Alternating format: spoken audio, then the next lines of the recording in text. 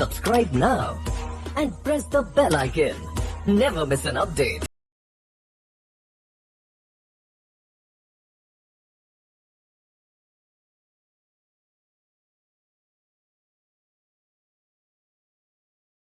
So let's go back to Shopify. But first of all, let's close this one here and go to Shopify, right? So go to the dashboard, exit, and then basically I want you to search on apps. First off, let's go to apps and sales channels, click on Shopify App Store, and let's search for this specific app called Best Currency Converter, right? So this is the one. Click on it, right? And let's click on Add App. Make sure that this banana with the hat shows, because that's the logo of the app that you're looking for. So click on Install App as always. Click. And basically there is one last thing that you need to do before enabling the app.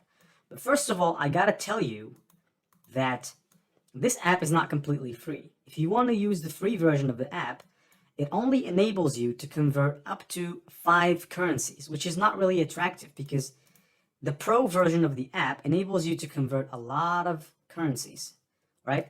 And if you want to get the elite plan to convert up to 164 currencies, you can get it for $9.95, but you benefit from a 30 days free trial if you enter your credit card details.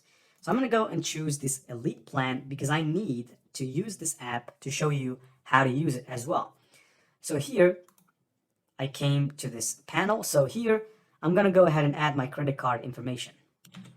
All right, so once you pay for the app, you're going to have to come here and click here to see how. So click on that button and then scroll down. And let me show you where you can go and copy this piece of code and paste it. So take this piece of code right here on step number 5, copy the piece of code, simply copy, go back to your Shopify store, and then click on settings. So click on settings over here and scroll down from whatever you are. And you can see right here, store currency, and click on change formatting.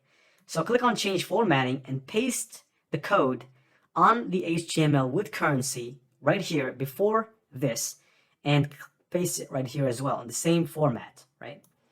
Then take the second piece of code, which is on step number 6, the span piece of code, copy it entirely and paste it after.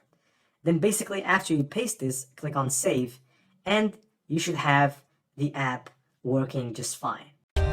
For more updates, subscribe to our channel, click the show links and enjoy watching the videos.